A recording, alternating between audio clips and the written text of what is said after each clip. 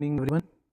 यार आज हम स्टार्ट करेंगे पॉलिटिकल लेक्चर 3 जिसका टॉपिक है मेकिंग ऑफ द कॉन्स्टिट्यूशन। भाई ये टॉपिक बहुत ही ज़्यादा फैक्चुअली एनरिच है, इसमें इतने ज़्यादा फैक्ट हैं जिससे बहुत सारे क्वेश्चंस आते हैं। भाई मैं आपको दिखाऊं तो ये देखो, ये previous year Jammu Kashmir police sub inspector का पेपर है। अभी मैंने सिर्फ 2 से 3 शिफ्ट्स देखी थी जिसमें लगभग 8 क्वेश्चंस आए थे। देख रहे हो, how many vice president did constituent assembly have. तो इसका ऑप्शन 2 था, पर मैक्सिमम लोगों ने 1 लगाया था, है ना। तो ऐसे ही क्वेश्चंस के लिए हम ये वाला चैप्टर करेंगे। भाई इस चैप्टर में हमारी अप्रोच रहेगी कि एक साइड मैं आपको रफ फैक्ट्स बताऊंगा, उस टाइम की कॉन्टेक्चुअल हिस्ट्री, उस टाइम पे क्या चल रहा था पूरे ग्लोबल सिनेरियो में, और दूसरी साइड में आपको फेयर लिखूंगा जो फैक्ट्स आपको पूछे जा सकते हैं इस टॉपिक से। तो सबसे पहले हम हिस्टोरिकल बैकग्राउंड से स्टार्ट करते हैं। यार हमने अभी तक पढ़ लिया था, क्या पढ़ लिया था यार, हमने अभी तक पढ़ लिया था 1935 गवर्नमेंट ऑफ इंडिया एक्ट, है ना। अभी तक हमने ये पढ़ लिया था। इसमें हमने पढ़ा था कि प्रोविंशियल इलेक्शंस का प्रोविज़न था।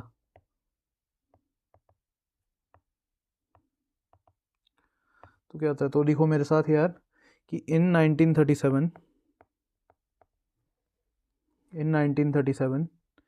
Election occurred in provinces, in 11 provinces,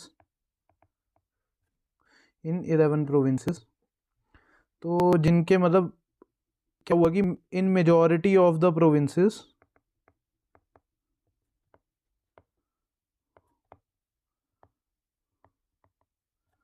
Congress won the election.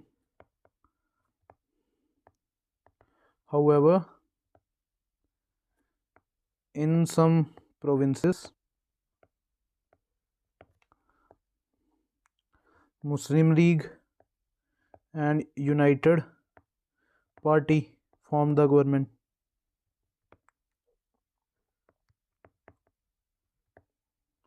तो आप भाई कह सकते हो कि देखो, बंगाल में मुस्लिम लीग जीत गई थी, और पंजाब में यूनाइटेड पार्टी जीत गई थी,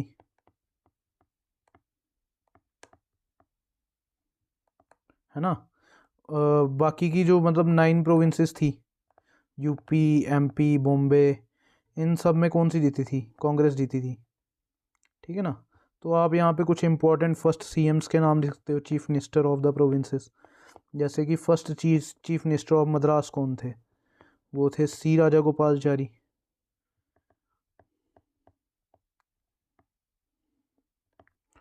और वैसे ही बंगाल के फर्स्ट चीफ मिनिस्टर कौन थे?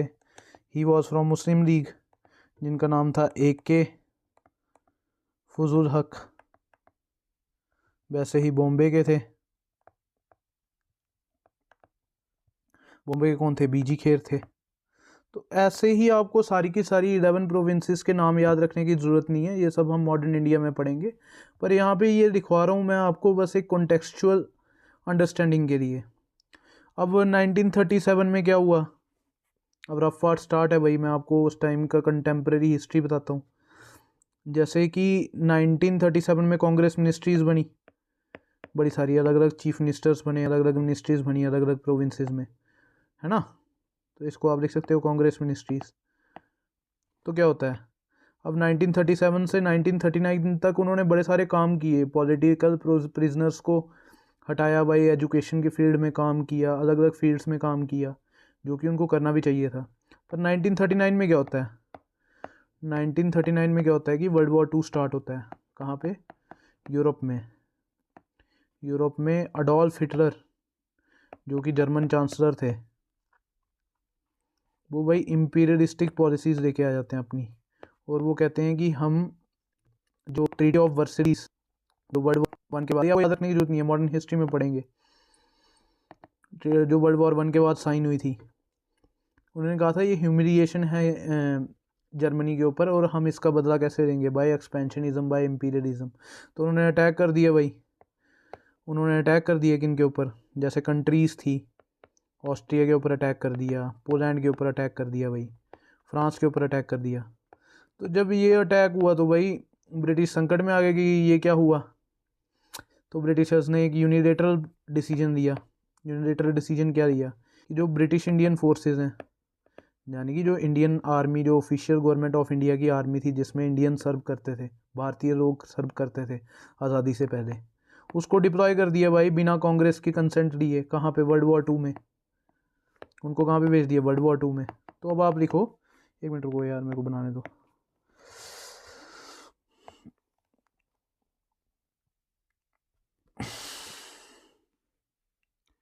भैया आप लिखो, इन 1935 world war 2 started.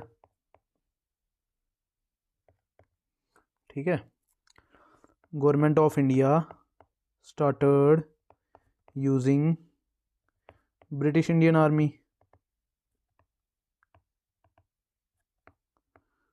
In world war 2। British Indian army in world war 2। तो क्या हुआ? इन ऑपोजिशन टू दैट, भाई अब क्या हुआ जब ब्रिटिश इंडियन आर्मी ने बिना कांग्रेस की कंसेंट लिए इंडियन सोल्जर्स को भाई यूरोप में भेज दिया जर्मनी से लड़ने के लिए, तो भाई सारी की सारी कांग्रेस भाई गुस्सा हो गई कि हमसे कंसेंट क्यों नहीं दिया। ठीक है, उस टाइम पे महात्मा गांधी इस चीज़ के बहुत खिलाफ खड़े हो गए। उन्होंने एक कोड कहा था उस टाइम पे, how an enslaved nation like India can help other Nations in their freedom fight. है ना, यहाँ तक तो पढ़ लिया। तो क्या हुआ कि on opposition, in opposition to that, on the advice of Mahatma Gandhi,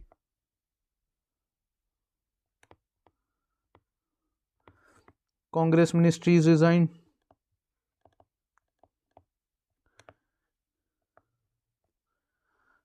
resign in 1939। तो भाई यहाँ पे मैंने थोड़ा गलत लिख दिया है, ये 1935 नहीं है, ये 1939 है। ठीक है ना। तो कांग्रेस मिनिस्ट्रीज ने जब रिज़ाइन किया 1935 में, ये किसके कहने पे किया भाई? महात्मा गांधी जी के कहने पे किया था कांग्रेस मिनिस्ट्रीज ने। तो भाई एक तरह से इनडायरेक्ट प्रेशर आया ब्रिटिशर्स के ऊपर। तो भाई तो उन्होंने क्या किया? उन्होंने भाई ऑगस्ट ऑफर दिया इन रिस्पॉन्स। भाई ये ऑगस्ट ऑफर हम आगे पढ़ेंगे जब हम फैक्चुअल डिटेल्स पढ़ेंगे मेकिंग ऑफ द कॉन्स्टिट्यूशन में। तो पर ऑगस्ट ऑफर आप एक कॉन्टेक्चुअल डिटेल के लिए लिख दो। उस टाइम पे who was the vice Roy?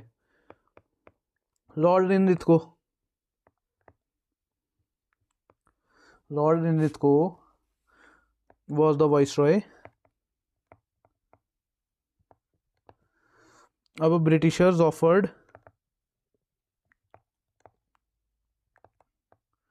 To increase the seats of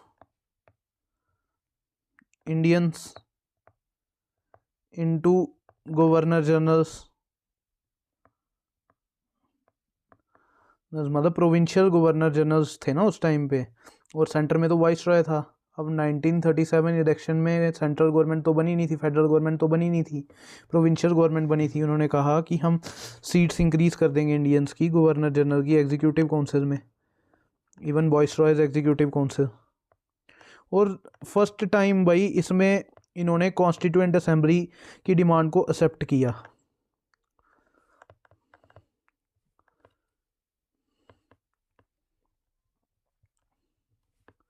demand was accepted.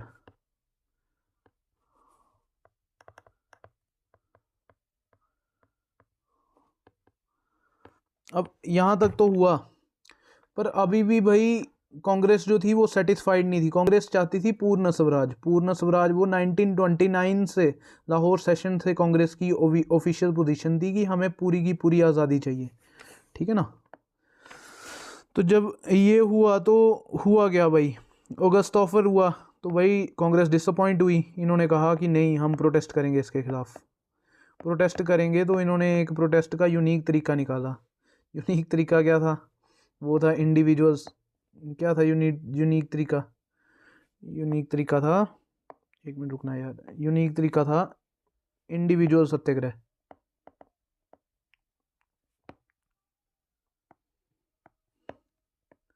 अब वाई इंडिविजुअल सत्याग्रह, भाई इंडिविजुअल सत्याग्रह क्यों निकाला, ये भाई रफ में पढ़ेंगे, मैं आपको ऑफिशियली नहीं दिखाऊंगा ये, पर था क्या भाई, कांग्रेस ने कहा था उस टाइम पे कि हम जो हैं पूरी कंप्लीट अपोजिशन में हैं, किसके, हिटलर के, एक्सपेंशनिस्ट एम ऑफ हिटलर, और उन्होंने कहा था पर हम एक्सपेंशनिस्ट एम्स ऑफ हिटलर, पर हम ये भी सपोर्ट नहीं करते ब्रिटेन को कि वो ब्रिटिश इंडियन आर्मी को यूज़ करे वर्ल्ड वॉर 2 में। अब कांग्रेस उस टाइम पे एम्बेरस भी नहीं करना चाहती थी भाई ब्रिटेन को, कि एक तरफ पे वो वर्ल्ड वॉर 2 लड़ रहे हैं और दूसरी तरफ पे हम एक मास मूवमेंट स्टार्ट कर दें, है ना। तो इसलिए कांग्रेस ने एक लिमिटेड सत्याग्रह का तरीका निकाला। उस सत्याग्रह का तरीका का नाम क्या था, अब देखो भाई, क्या, individual Satyagraha.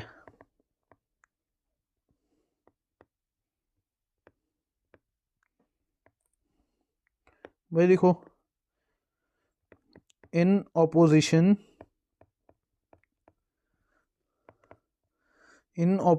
To August proposal, in opposition to August proposal,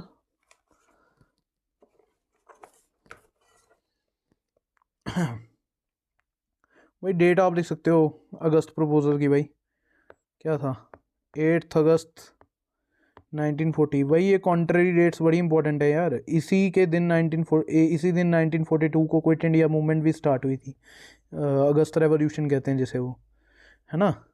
वैसे ही 26 जनवरी 1950 की जो डेट थी वो सिंक करती है भाई 26 जनवरी 1929, जिस दिन पूर्ण स्वराज की घोषणा की गई थी। ये सब चीज़ें भाई आइडियोलॉजिकल स्टैंड सिग्निफाई करती हैं इंडियन नेशनल कांग्रेस का, है ना। तो भाई देखो आप, अब इंडिविजुअल सत्याग्रह इन 1940 INC स्टार्टेड इंडिविजुअल सत्याग्रह।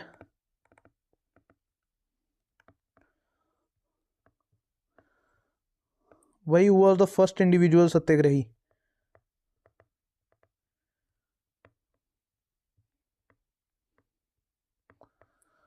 विनोबा भावे।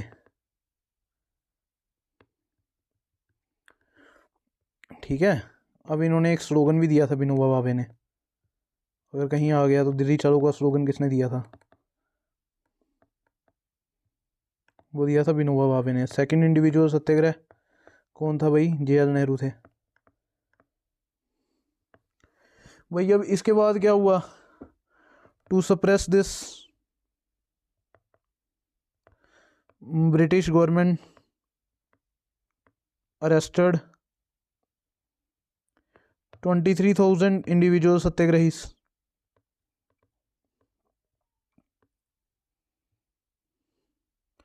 अब 1941 तक तो यही चल रहा था, अरेस्ट और प्रोटेस्ट का ड्रामा, ठीक है ना। तो अब क्या हुआ कि 1942 की कंडीशन देखो, इसके बाद क्या होता है कॉन्स्टिट्यूशनल डेवलपमेंट में, कि भाई 1942 की बात करें, उस टाइम पे भाई जर्मनी अपनी स्ट्रॉन्गेस्ट पोजीशन पे था। भाई उस टाइम पे वो हिटलर की बात करें तो वो भाई पोलैंड को कब्जा चुके थे, ठीक है, फ्रांस को कब्जा चुके थे, ऑस्ट्रिया को कब्जा चुके थे, वैसे ही नॉर्वे तक पहुंच गए थे, नॉर्वे से लड़ रहे थे, ठीक है ना। और बाकी भी यूरोपियन जैसे कि डेनमार्क वगैरह वहाँ तक पहुँच गए थे। बेल्जियम, भाई बेल्जियम के ऊपर अटैक कर दिया था जर्मनी, भाई लगभग आधे से ज़्यादा यूरोप कंट्रोल कर चुका था उस टाइम पे। और भाई 1942 में जर्मनी ने अटैक किया सोवियत यूनियन पे।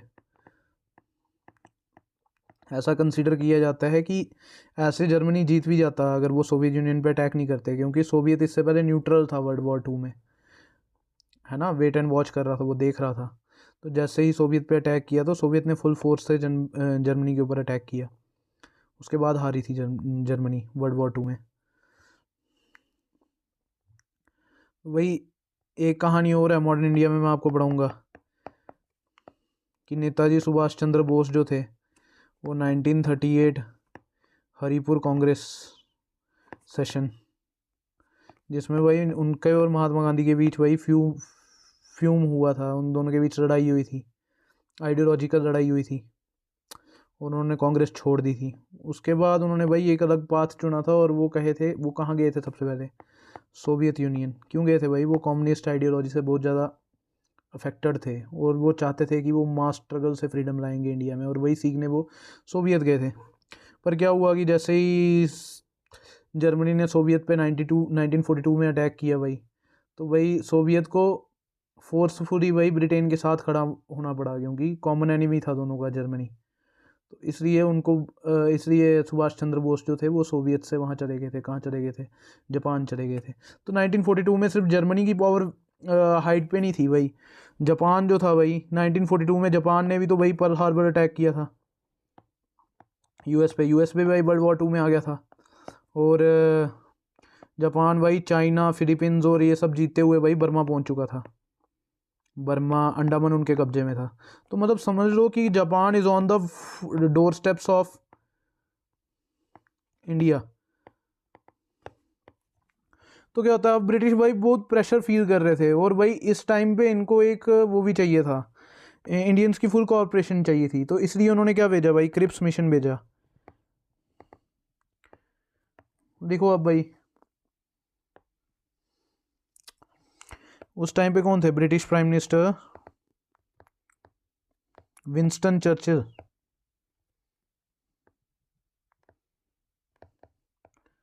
Saint Cripps mission on 23rd March 1942 under the chairmanship of sir Stafford Cripps. भाई इस नाम को इतना एम्फोसाइज क्यों कर जाता है? वो भाई किसी की भी चेयरमैनशिप के अंडर भेज सकते थे। Who was Stafford Cripps? भाई स्टैफर्ड क्रिप्स जो थे वो उनकी ऑपोजिशन पार्टी की, मतलब विंस्टन चर्चिल खुद कंजर्वेटिव पार्टी ऑफ ब्रिटेन के मेंबर थे, और वो प्राइम मिनिस्टर थे ब्रिटेन के। जबकि स्टैफर्ड क्रिप्स जो थे वो एमपी थे लेबर पार्टी के, और उन्होंने भाई ब्रिटेन पार्लियामेंट में बहुत बारी इंडियन इंडिपेंडेंस कॉज को उठाया था,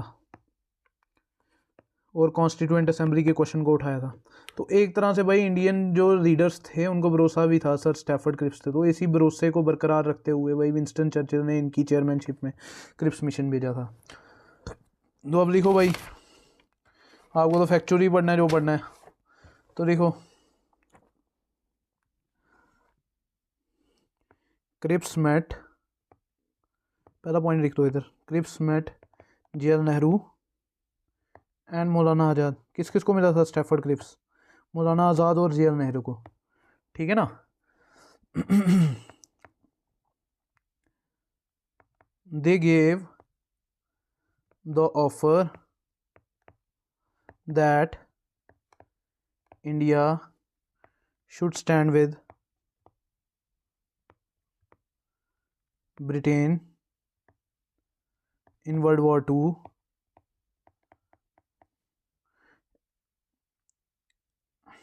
or after World War II Britain will allow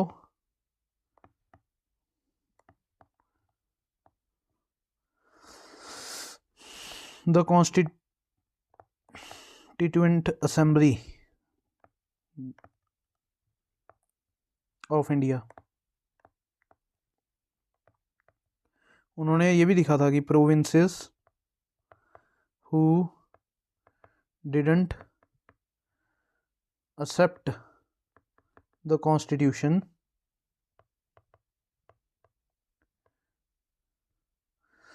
will remain independent. वही पर क्या हुआ क्या भाई, क्रिप्स मिशन आया तो है, जे.एल. नेहरू से भी मिला, मौलाना आज़ाद से भी मिला, पर कांग्रेस भाई उस टाइम पे बहुत फ्यूम में थी इंडिविजुअल सत्याग्रह की जो क्रशिंग हुई थी उससे। कांग्रेस ने कहा कि भाई हमें इमीडिएट ट्रांसफ़र ऑफ पावर चाहिए, इमीडिएट ट्रांसफ़र ऑफ पावर। अभी क्या, भी हमारे हाथों में पावर, तो कोई भी वादे के ऊपर, आपके किसी भी वादे के ऊपर हम यकीन नहीं करते। ठीक है? और साथ में यार इन्होंने भाई एक सिंगल कॉन्स्टिट्यूएंट असेंबली की बात की थी, तो मुस्लिम लीग भी जो लगातार टू नेशन थ्योरी, भाई ये हम मॉडर्न हिस्ट्री में पढ़ेंगे कि कैसे टू नेशन थ्योरी का आइडिया इवॉल्व हुआ, ठीक है ना। तो जो कि टू नेशन को सपोर्ट कर रहा था कि दो अलग अलग देश होने चाहिए, इंडिया और पाकिस्तान नाम के। तो मुस्लिम लीग ने भी रिजेक्ट कर दिया और कांग्रेस ने भी रिजेक्ट कर दिया, क्योंकि इमीडिएट ट्रांसफ़र ऑफ पावर नहीं मिल रही थी इससे। तो इसी के रिस्पॉन्स में भाई कांग्रेस बड़ी ज़्यादा खफा हो गई थी, क्विट इंडिया मूवमेंट स्टार्ट हुई, और ये मास मूवमेंट थी इन World War II कह सकते हैं हम। अब भाई एम्बेरसमेंट की भी शर्म नहीं की महात्मा गांधी ने, उन्होंने स्लोगन दिया भाई डू और डाई का। तो देखो क्विट इंडिया मूवमेंट।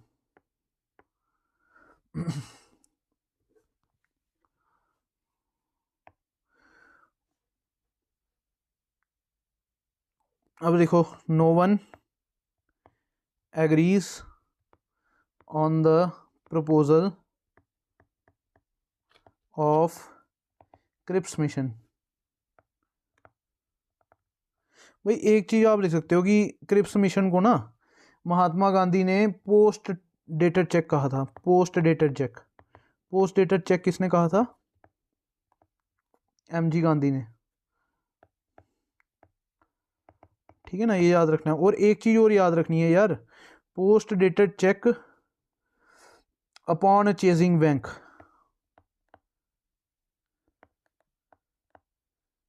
भाई इसको आप लिख लो ऐसे करके, ठीक है ना, पूरा इसको सेट कर देते हैं।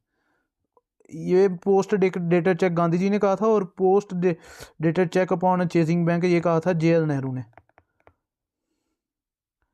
ठीक है ना। तो ये क्रिप्स मिशन के अंदर लिख लेना यार, मेरे को भूल गया उस टाइम पे ये पॉइंट दिखाना, ठीक है। Proposal of Cripps mission, so Gandhi ji started a movement from Gowalia tank. Gowalia tank कहाँ पे है? ये बॉम्बे में, मुंबई या बॉम्बे भी लिख सकते हो आप। Known as quit India movement.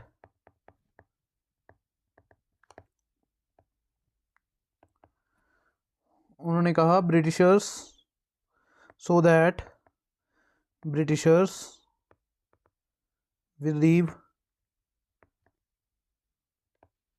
India.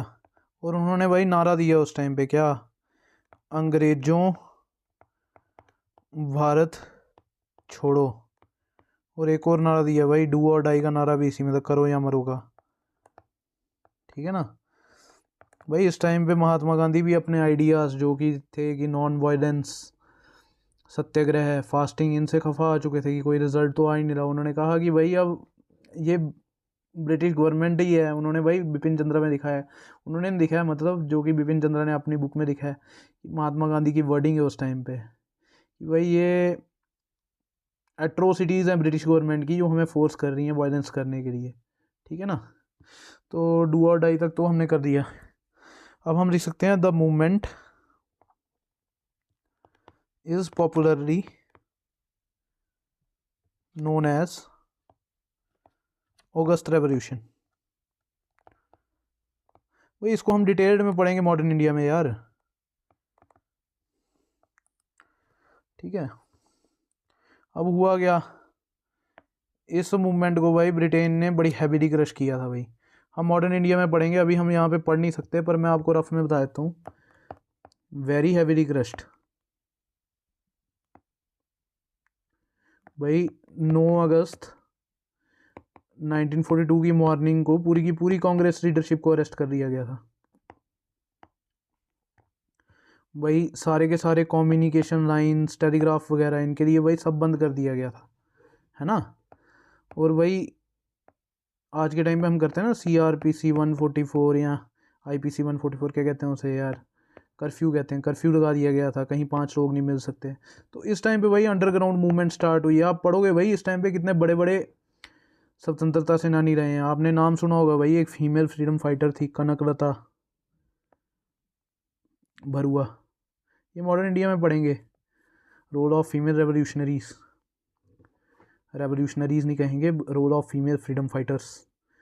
भाई ये प्रोसेशन लीड कर रही थी, प्रोसेशन ऑफ QIM असम में, इनको भाई 17 साल की थी ये, 17 ईयर्स ओल्ड, और इनको मार दिया गया था, शॉट डेड बाय ब्रिटिशर्स। इनको बीरबाला कहा जाता है कहाँ पे, असम में। वैसे ही एक और थी भाई, मर्तांगिनी हज़ारा, ये बंगाल की थी। इनको बूढ़ी गांधी कहा जाता है, बूढ़ी गांधी। इनको भी मार दिया गया था क्विट इंडिया मूवमेंट के प्रोसेशन में। आपने भाई उषा मेहता की स्टोरी देखी होगी, मूवी देखना यार, एक अमेजॉन प्राइम वीडियो पे है, वतन मेरे वतन, पता चलेगा कांग्रेस रेडियो की कहानी, ठीक है ना। अब क्विट इंडिया मूवमेंट तो ख़त्म हो गई भाई। अब क्या होता है उसके बाद, अब वॉर ख़त्म होता है भाई। अब इनएक्टिविटी थी भाई पूरी की पूरी। क्विट इंडिया मूवमेंट को जब 1942 में क्रश किया गया, वहाँ से लेके वॉर ख़त्म होने तक, मतलब 1945 तक। तो आप देख सकते हो कि उसके बाद जो 1949 में नेक्स्ट स्टेप आया, वो आया वेवल प्लान। भैया आप इसके अंडर देख सकते हो, वाइस रॉय लॉर्ड रिंदित was replaced by Lord Wavell. Wavell plan was introduced on 14th June 1945। उन्होंने कहा एक ऑल पार्टी मीटिंग बुलाई गई।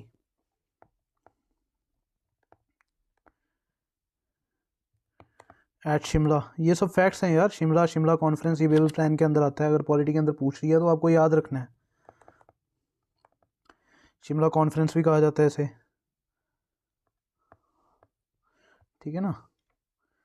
अब वो गांधी जी ने, देखो Gandhi ji boycotted this meeting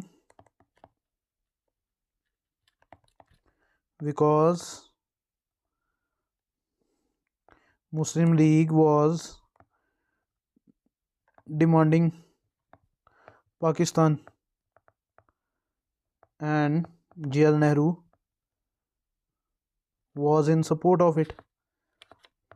भाई तो बेवल प्लान में J.L. नेहरू ने सपोर्ट किया था मुस्लिम लीग की डिमांड को, ठीक है ना। जब आप बेवल प्लान पढ़ लोगे ना, हाउएवर आगे देखो, ये भाई ये बेवल प्लान जो आया था ना, ये वर्ल्ड वॉर 2 ख़त्म नहीं हुआ था तब भाई, मतलब लास्ट स्टेजेस में था वर्ल्ड वॉर 2। तो एक तरह से उसी टाइम कंसोलिडेट करने के लिए ब्रिटिशर्स ने भेजा था। तो आप लिख सकते हो कि bevel plan failed because world war 2 ended. उसके बाद क्या होता है भाई, उसके बाद जो 1945 में क्या होता है कि इन ब्रिटेन इलेक्शन होते हैं, ब्रिटेन में इलेक्शन होते हैं। In Britain Winston Churchill lost the election, हार गए इलेक्शन को।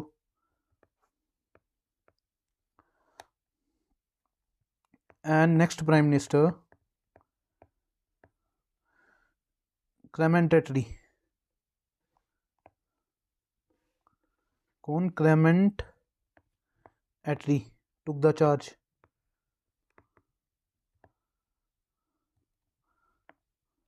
लिख रहे हो ना साथ साथ में। अब उसके बाद क्या होता है,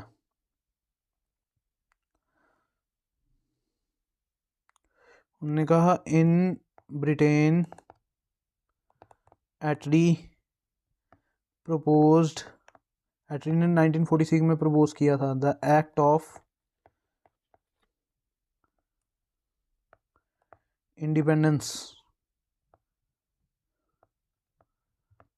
of India in house of Commons. मतलब जो ब्रिटेन का लोअर हाउस था ना, वहाँ पे उन्होंने प्रपोज किया 1946 में।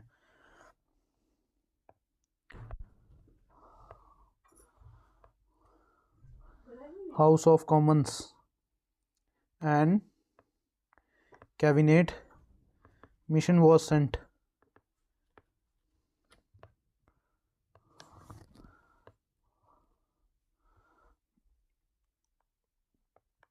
Saint to India in 1946।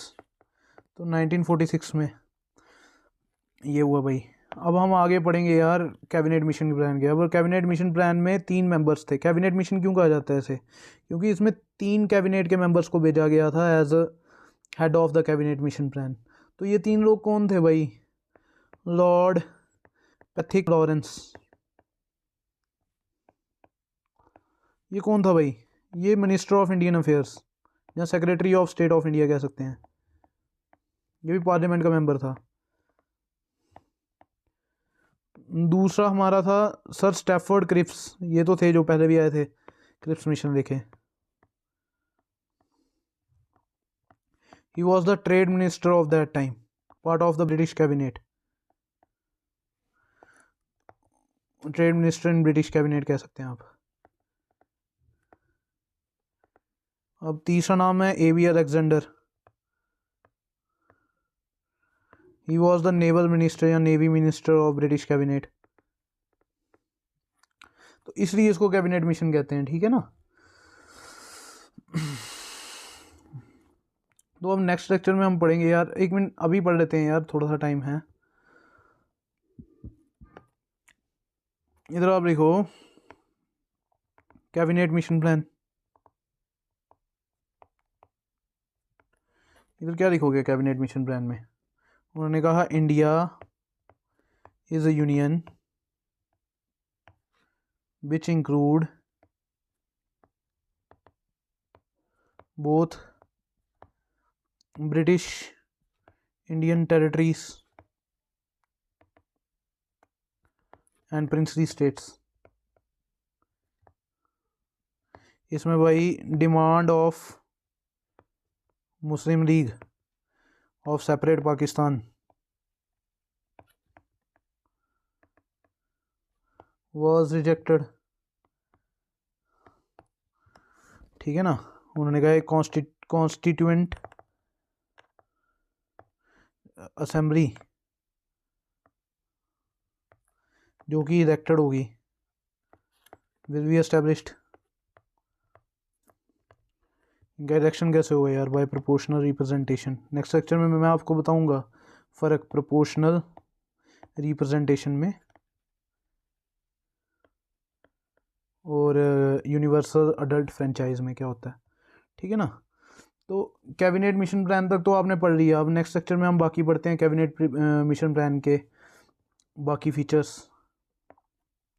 यार कैबिनेट मिशन प्लान में ना उन्होंने क्या किया था? उन्होंने कहा था कि एक ही इंडिया होना चाहिए, और उन्होंने एक सेपरेट पाकिस्तान की डिमांड को रिजेक्ट कर दिया था।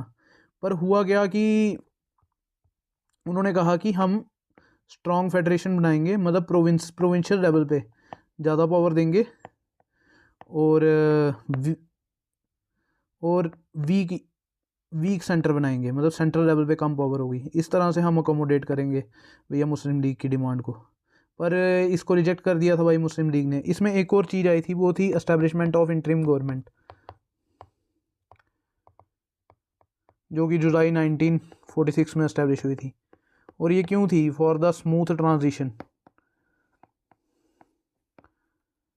ताकि जो इंडिया के इंटरिम गवर्नमेंट के मेंबर बने उनको पता चल पाए कि गवर्नमेंट को चलाना कैसे है, और एक स्मूथ ट्रांजिशन हो पाए from British India to independent India, ठीक है ना। तो अभी तक का हमारा लेक्चर यहाँ तक हो गया। नेक्स्ट में हम फैक्चुअल डिटेल्स पढ़ेंगे, मेकिंग ऑफ द कॉन्स्टिट्यूशन से रिलेटेड सारे के सारे फैक्ट्स करेंगे। तो थैंक यू एवरीवन जिसने भी ये लेक्चर देखा। Good bye.